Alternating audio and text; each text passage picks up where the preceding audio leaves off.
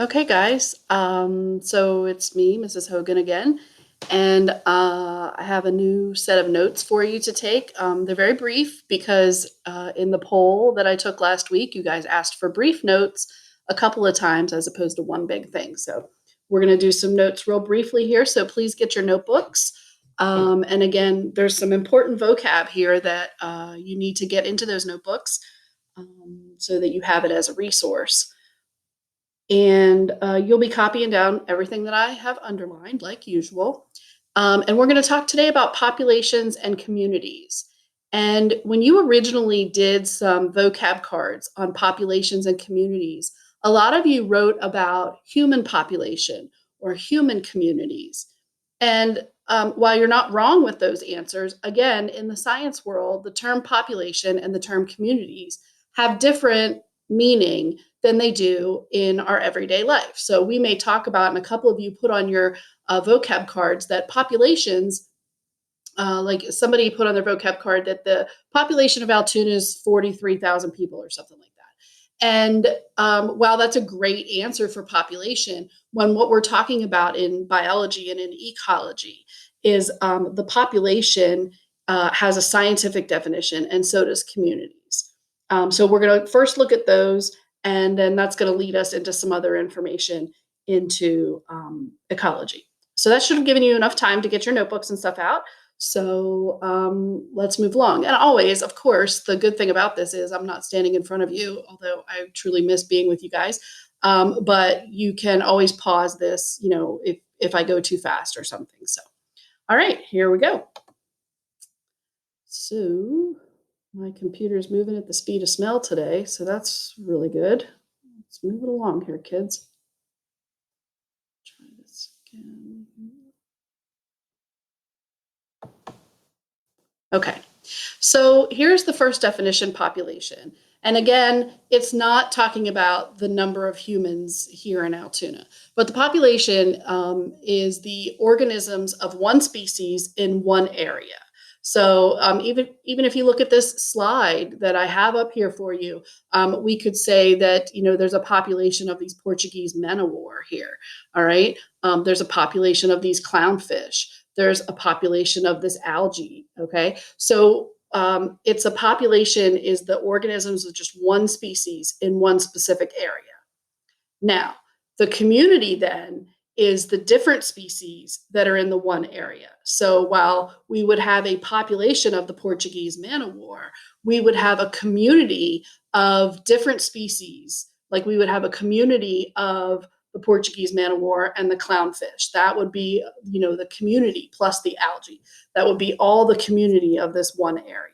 All right. So that's the difference between community and population from a regular, I guess we would say, everyday definition to a ecology or more science-based definition.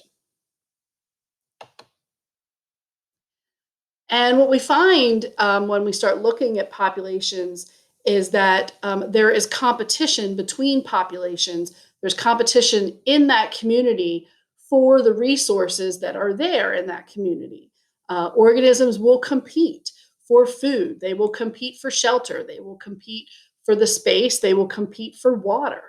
So they compete for the resources that are in their communities.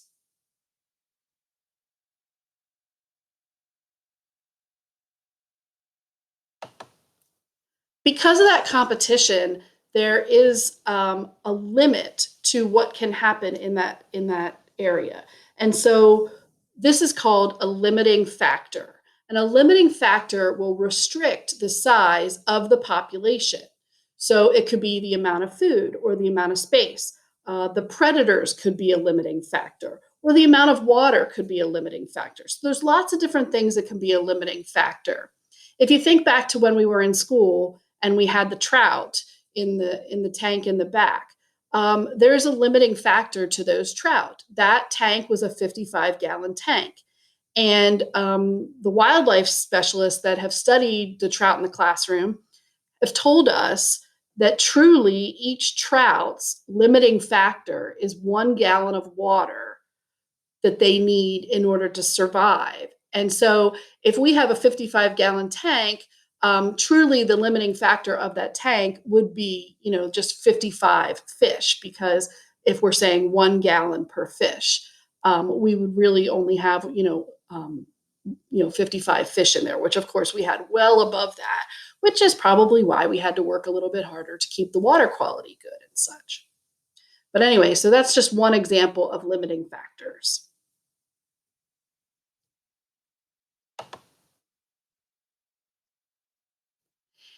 And then we have the carrying capacity. Now, each environment, it can't support infinite numbers of individuals. There's got to be like the limit from before, but there's going to be this level in this environment that it will only be able, this will be the limit as to what it can hold. So that is called the carrying capacity. The largest number of individuals that an environment can support is its carrying capacity. So it really can't hold, like we go back to the tank, it really can't hold more than 55 trout in that tank because it's a 55-gallon tank.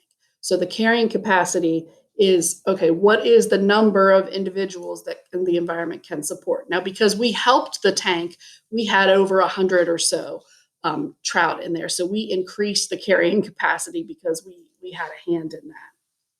I'm going to show you a video on carrying capacity. And that video talks about a few things that I want to explain to you before we get into the video. So the first thing, I want you to define this term sustainability in your notes. So go ahead and write down I know it's a little bit of a lengthy definition, but go ahead and take a minute and write that down about sustainability.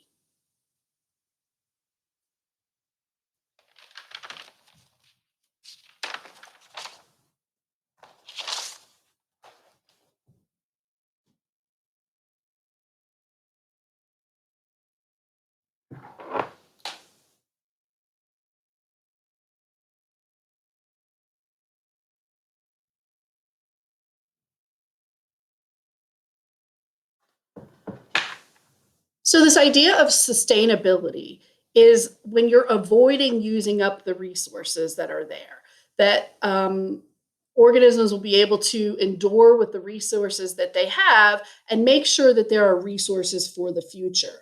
So, in the video, you're going to watch about the carrying capacity of a particular lake in reference to a particular fish. So, I found this video about a lake, and the name of the lake is Lake Winnebago, which is like an RV, but yeah, it's called Lake Winnebago. It's actually a real place in the middle of Wisconsin.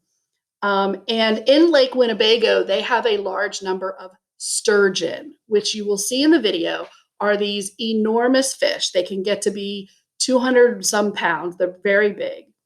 And this video basically is going to talk to you about the sturgeons and the lake's carrying capacity for the sturgeon. And then after you watch the video, I will have some questions for you to answer about that video. But I wanted to point out, first of all, sturgeon, they are a fish. They're these great big fish they're going to show you. Secondly, walleye is another type of fish that you'll see in there. Shad are another type of fish that you'll see in the video. They talk to you about a particular lake fly insect and its larvae. And when larvae become flies, they're no longer, little larvae, wormy type things. That's called they hatch, and they will hatch off of the water. And so they're going to refer to that. So I wanted to make sure you understood what that meant when they are hatching off the water. And then again, this idea of sustainability. How can the resources that are there not get all used up for the next generations?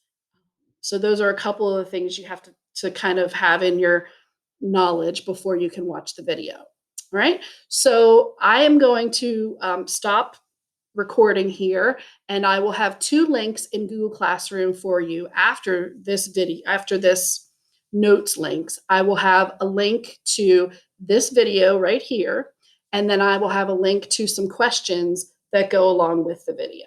All right. So I hope everybody's doing well. If you need anything, don't forget you can email me anytime, jhogan@altoonasd.com. Also, I have office hours. They're in the Google Calendar from 12 to 1 and 4 to 5. You can talk to me, and you can get right on Google Meet and we can talk face to face, or I can blank out my video if you're not up for that. Anyway, I hope everybody's doing well, and have a great day. Thanks.